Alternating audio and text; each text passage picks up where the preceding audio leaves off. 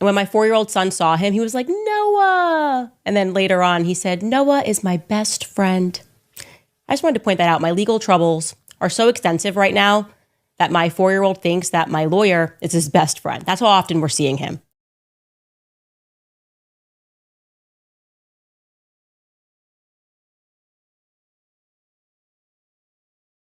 Now, French President Emmanuel Macron and his wife Brigitte are suing Candace Owens for claiming that Brigitte is secretly a man who transitioned or identifies as a woman. Kinsey, this story is wild. French President Emmanuel Macron and his wife Brigitte filed a defamation lawsuit in the US on Wednesday against right-wing influencer Candace Owens over her claim that France's First Lady is male. You are officially a very goofy man. What is the connection so closely to this story that you want to do an expose docuseries about whether Macron's wife started it? Like, it's just obsessive to this point. And even the way that she responded. I don't know. She can be obsessed over it if she wants. I mean, but even the way she responded to the lawsuit was like very much like, oh my God. Girl, buy, or court drip. Candace Owens versus Brigitte Macron scandal breakdown. Hey everybody, it's your girl Keisha, coming at you with some teas, some receipts, and some questions. Pull up a chair, grab your favorite snack, maybe those sweet potato chips or a spicy wing, because today we about to chew through something wild. The Candace Owens / Brigitte Macron defamation mess. Yes, girl, the Becoming Brigitte podcast, the you better show your birth certificate vibe, the lawsuits, the conspiracy, the stakes, my entire career stuff. Buckle up. What actually happened, so we can laugh and learn. All right, let's set the stage. Brigitte Macron is the First Lady of France, married to Emmanuel Macron since 2007. Candace Owens, American commentator and independent journalist, released a video series titled Becoming Brigitte, pushing the conspiracy that Brigitte was born male, named Jean-Michel Trogneux, her brother's name, that she stole someone's identity, that there's incest, CIA mind control, etc. Very extra. The Macrons say, no ma'am. They filed a 219-page, 22-count defamation lawsuit in Delaware, USA, claiming Owens's statements are false, that she was given multiple chances to retract, that she ignored credible evidence, and that this has caused them global humiliation. Why this is big and bizarre now? Why we all talking about this? Because conspiracy theories attacking women's gender or identity is nothing new. But when it's the First Lady of France being dragged into was she born a man? Territory, honey, that escalates fast. The claims are not just about Brigitte's gender. Some of them are about incest, identity theft, fraud, alleging that the Macrons are related, that Macron was in some CIA mind control program. The whole, she's a man, married to her brother, and they're running the world kind of level. Every time someone says outlandish in court documents, I nod. It's that outlandish. Candace has a large audience. Folks are tuned in. The claim is that she gained notoriety, clicks, subscribers off this theory. And yes, a lot of people were offended, some laughed, but many believed it or passed it around. Social media don't care about nuance half the time. Candace's side in the First Amendment drama. Candace isn't backing down. Here's a few of her defenses. She calls the lawsuit an attempt to silence her, a free speech issue, as in, you can't sue me for saying something controversial.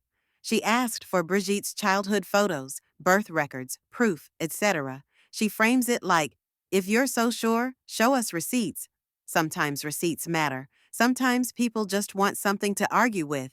She says she's ready for discovery. She wants this courtroom business. She's not backing down. She doubles down, says Macron's tried PR strategy.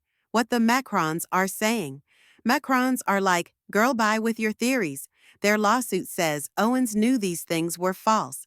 They say there's evidence, birth announcements, family photos. Brigitte's brother is living, present publicly, etc. The Macrons also demanded retractions, multiple times, which Owens rebuffed. They say the claims are not just false, but defamatory. Damage to reputation, emotional harm, global bullying. It's not just gossip, it allegedly crosses legal lines. The wild part, fake death, trends, and absurd speculation. Now, here's where it really gets spicy. Candace Owens floated the idea that maybe Brigitte Macron will get fake killed rather than go through discovery. I was like, girl, what kind of script are you cooking? She said maybe Brigitte will be stress death or something to avoid the legal process. Also, the wild assertions of mind control, incest, perhaps even CIA conspiracies. It's like someone mixed X-Files, true crime, and political theater. The echoes of other conspiracy theories targeting powerful women, e.g., Michelle Obama, Kamala Harris, accusations around identity, sexuality, gender. Scholars note that women who step outside of traditional norms are often targets. Brigitte is older, with a big public presence. These conspiracy theories tend to find them. From a Black lens, why we rage, why we laugh, why we care. Now I want to bring it to us a bit.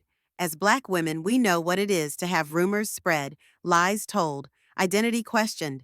Sometimes the assumptions others make about our bodies, our hair, our identity, it's invasive. So when someone decides to say, she must have been born a man, etc., for the spectacle, that hits different. We've seen this before. We feel this. Also, the energy of prove who I am and appearance equals truth is tired. When people want receipts, but then twist any picture or lack of early childhood documentation into proof of their conspiracy. Like, no, sometimes families don't record everything publicly. Sometimes people age. Sometimes haircuts happen. Our bodies do weird things over time. But conspiracy rumor loves that ambiguity. And rumor spreads so fast. There's also the double standard. People assume Black women are always under suspicion.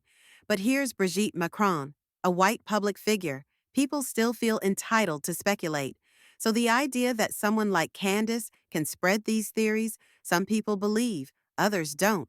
But it's allowed to float without immediate accountability until a lawsuit forces it. That's scary. Because in many cases, rumors about women of color don't even get the lawsuit. They just die in the streets. So this one is unusual in that legal recourse is being sought. That gives some hope, but also reminds us, what if you're not famous enough? Also, my humor comes in when I think, if you got that many subscribers and that many views for a theory this wild good for you, you made profit off of confusion, off of people's curiosity, maybe off of people's hate or entertainment. But make profit off lies, with billions watching? That's a moral cost, and sometimes morality loses out to virality. What could go wrong? What could go right? Let's play if this were a movie. What could go wrong for Candace? If discovery happens, she'll have to produce records, maybe even defense witnesses. Sometimes the shape of evidence doesn't match what was claimed. If her theories hinge on speculation, photos, looks like, then those might crumble in court.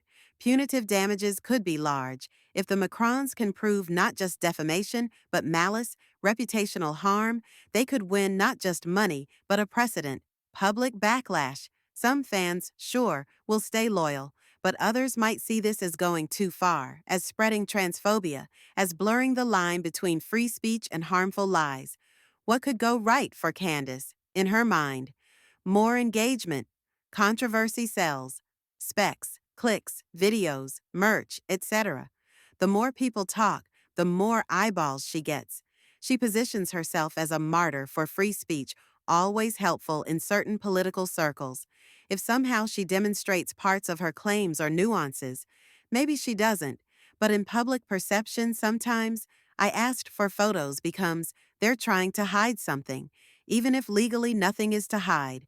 Rumor capitalizes on mistrust. But let's not gloss over the damage. Because behind the laughs, there's harm. This kind of defamation is invasive. Brigitte Macron's life is being dissected, her family, her identity, her past, all becoming meme fodder. That can be emotionally exhausting, traumatic. Public figures still deserve dignity. The spread of misinformation normalizes conspiracies. Some folks see a claim once, believe it, share it, even after retractions. The damage often lingers despite corrections. Gender, identity, trans topics. People who are trans or non binary may suffer when conspiracies like this spread because they feed prejudice. Even if Brigitte is cis, the conversation contributes to stigma and misinformation about trans people. The legal and moral lessons from Keisha's notebook. What I'm learning from this situation: evidence matters. Birth records, official documents, people who know you. If you're going to make claims, you better try to gather facts. Retraction offers are serious. Macrons say they sent multiple retraction demands. Legally, that shows they gave chances. If someone refuses, that strengthens the defamation case. Free speech isn't total immunity. The First Amendment protects lots, but not knowingly spreading false statements about real people without proof, especially when there's harm. Public influence equals responsibility. The more followers you have, the more people listen. With that comes a bigger impact of what you say. Legal systems across borders. Interesting that the Macrons are suing in the U.S., not France, Delaware, because Owens is American and the entities are incorporated there. Law gets messy when it's international speech. Final thoughts and something to hold on to. So, sis, here's what I'm gonna say. This thing with Candace Owens versus Brigitte Macron is a wild mix of rumor, spectacle, legal clash, identity politics, all rolled into one. It's a reminder that we live in a world where it's too easy to throw shade, to gossip, to make loud claims with little proof. And in that world, people get hurt. But also, there is power when falsehoods are challenged, when evidence is produced, when lawsuits force accountability. That's something. So next time you hear a tea storm about "they say," maybe pause, ask for receipts, check sources, and if someone's livelihood or identity is on the line, maybe don't share until you know more. Aight, y'all, that's it from me, Keisha.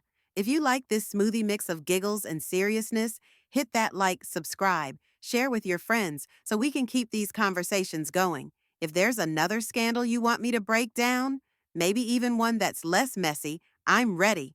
Until then, keep your receipts close, your facts tight, and your shade sharp, but fair. Peace, love, and truth, always. Make sure you like and subscribe to Dem Divine channel.